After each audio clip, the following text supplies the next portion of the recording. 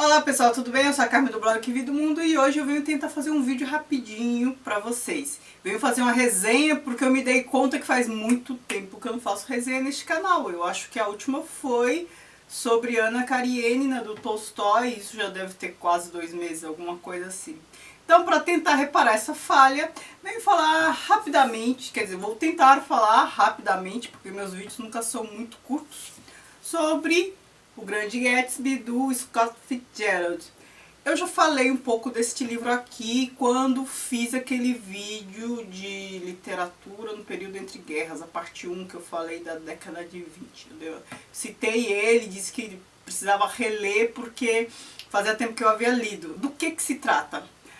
Da vida do Gatsby, mas não só dele, a vida dele e do seu entorno. E quando eu falo seu entorno, eu não estou só falando das pessoas que o cercam, eu estou falando dos Estados Unidos, Long Island, mais aquela região ali próxima de Nova York, a parte leste do país, na década de 20. Este é um período crucial para a economia americana, para a história deste país.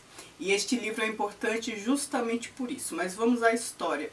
Aqui é a história do Gatsby contada pelo seu vizinho, o Nick Carradine. Acho que é isso, alguma coisa assim. E o Nick que conta a história dele. E o fato de o Nick contar a história dele tem uma importância que daqui a pouco eu já vou falar.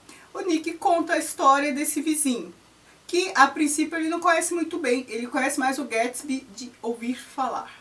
Então uma pessoa fala isso dele, outra pessoa fala aquilo. O que se sabe é que o Gatsby tem uma grande fortuna, né? Ele mora naquela região do Long Island, tem uma mansão e fica dando festas e festas e festas. E o Nick tem a atenção despertada justamente por conta dessas festas. Percebam que a gente está na era do jazz, né? Década de 20.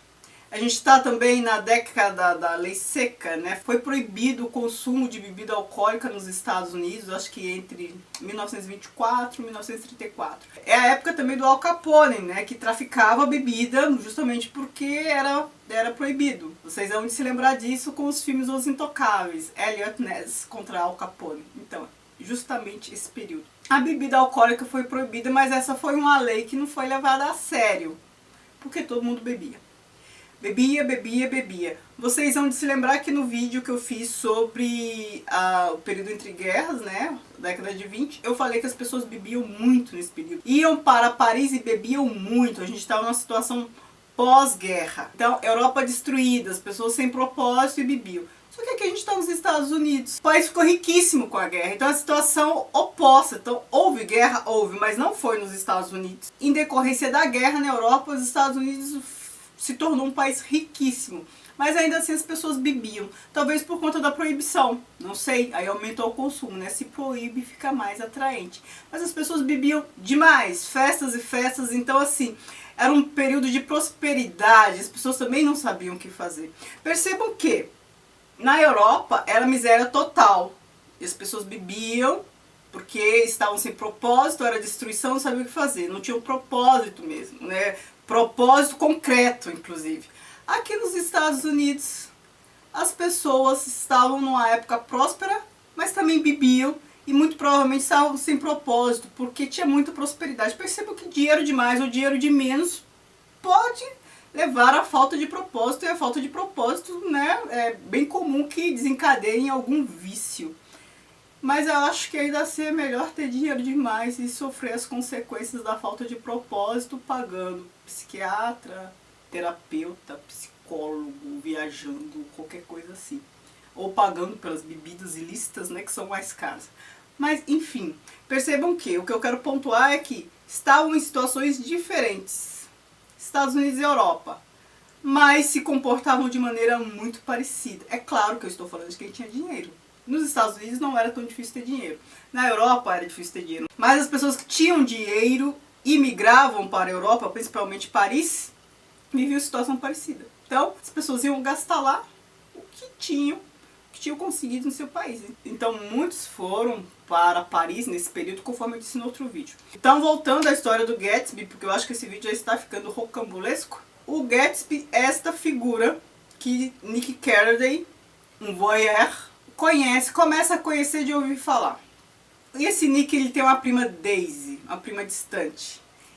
O Gatsby é apaixonado por essa Daisy. Ela é casada com um cara lá meio truculento, também com os negócios meio escuros e tal.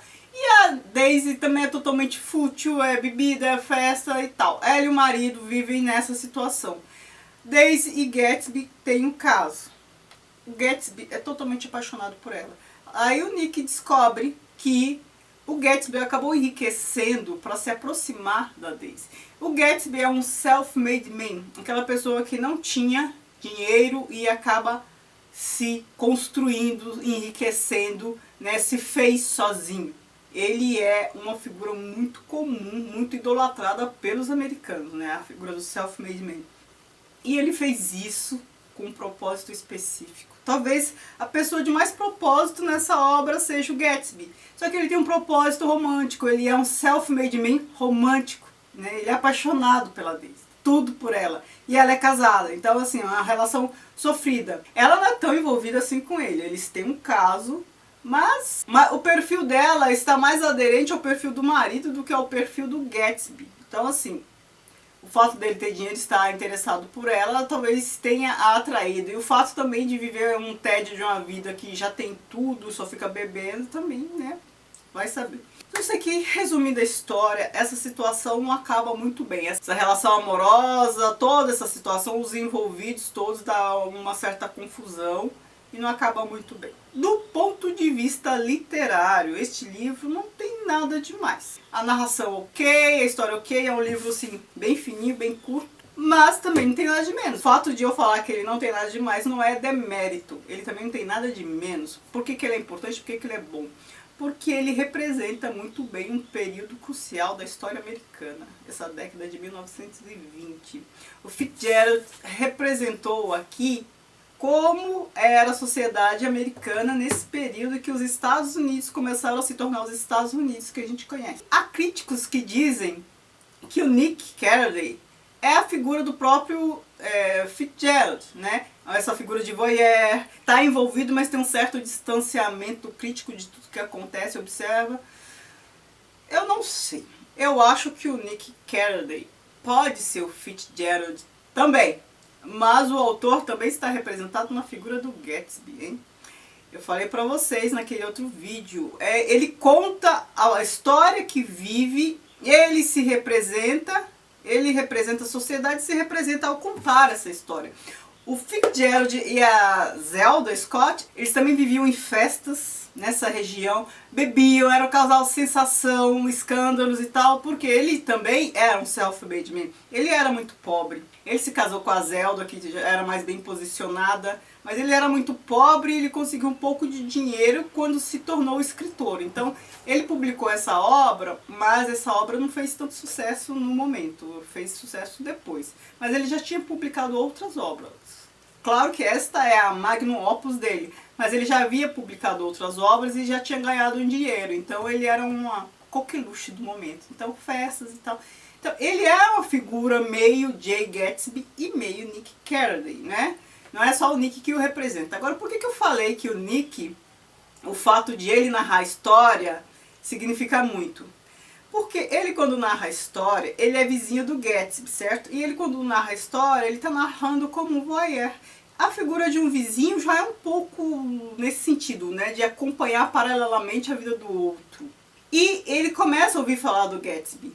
Ou seja, o Gatsby parece uma lenda. Um que fala isso, o outro que fala aquilo, falam que ele se tornou rico por traficar bebidas, por comércio, atuação ilícita, que era muito comum naquela época, e a gente está no período de lei seca. E ele vai se tornando uma lenda, e ainda mais que self-made man não deixa de ser uma lenda, ele é um self-made man. E o fato de o Nick narrar, né, ser uma outra pessoa narrando em primeira pessoa, então tem as suas impressões, vai construindo a imagem, reforça a ideia de lenda. Ao mesmo tempo, o Gatsby também é uma figura romântica, ele é uma figura fora do lugar, ele é uma pessoa fora do lugar. Então ele era pobre, ele tentou se infiltrar, muito entre aspas, numa realidade socioeconômica que não era bem a dele. Só que ele também não se achava, né, naquela situação, porque ele era apaixonado pela Daisy. E ela não era apaixonada por ele, ela teve um caso, mas assim, não era, ela era muito fútil. ele dava as festas para ela ir às festas, né? Ele enriqueceu para ficar perto dela. E ela não era muito aderente a esse perfil dele. Então não é uma história de amor. Ele é apaixonado, ele é um deslocado, ele não fazia muito sentido nesta situação toda, nesse contexto todo. Percebo que o self-made man pode sofrer, tá? Ele vence na vida. Só que o que é vencer na vida? Vencer na vida é ter dinheiro? Para muitos sim. Mas ele não se acha, ele não tem interlocução ali. Ele ama sozinho, ele é romântico. Ele talvez seja a única pessoa com propósito real nessa história. E a única pessoa com propósito real nessa história é um deslocado. Perceba o que? Neste sentido, talvez sim o Fitzgerald tenha feito uma crítica à sociedade da época. Só que ele fez uma crítica da sociedade, mas muito provavelmente não fez uma autocrítica, porque ele também não vivia uma vida muito diferente daquela. Não sei se vocês perceberam a sutileza aí.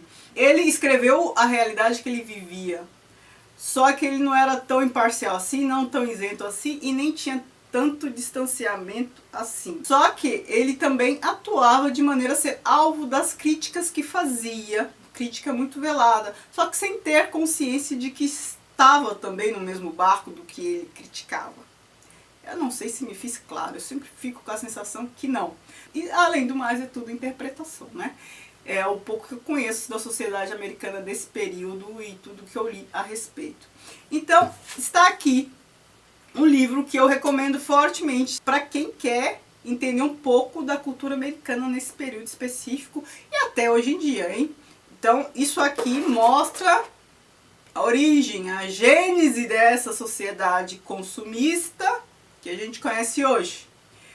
Foi neste período mais ou menos que os Estados Unidos começou a consumir demais, porque é aqui que os Estados Unidos se tornou um país rico, neste período aqui. E para consumir tanto tem que ter dinheiro, né? Vamos combinar. Eu sei que eu estou devendo um vídeo sobre como os Estados Unidos se tornou os Estados Unidos, né? Toda aquela cultura calvinista que não pode ostentar e depois começa a consumir tanto. Se vocês souberem de livros desse período, me indique aqui embaixo que eu vou querer ler para fazer esse vídeo. Eu já li alguma coisa, mas eu acho que está faltando mais. Então quem conhecer livros sobre esse período que explica essa ascensão dos Estados Unidos, é claro que é fundamental para esse assunto o livro do Weber, A Ética Protestante e o Espírito do Capitalismo, que eu já li, mas eu gostaria de mais indicações, tá bom? Esse com certeza entra nesta relação, nesse vídeo futuro que eu vou fazer. Então é isso. Pensei que o vídeo ia ser curto, mas nem tanto, né? Eu não consigo fazer vídeo muito curto, não sei se vocês já perceberam. Muito obrigada por assistir, não se esqueça de se inscrever no canal, de me seguir no Instagram e no Facebook, que é a página do blog O Que Vi do Mundo, certo? Beijos e tchau, tchau.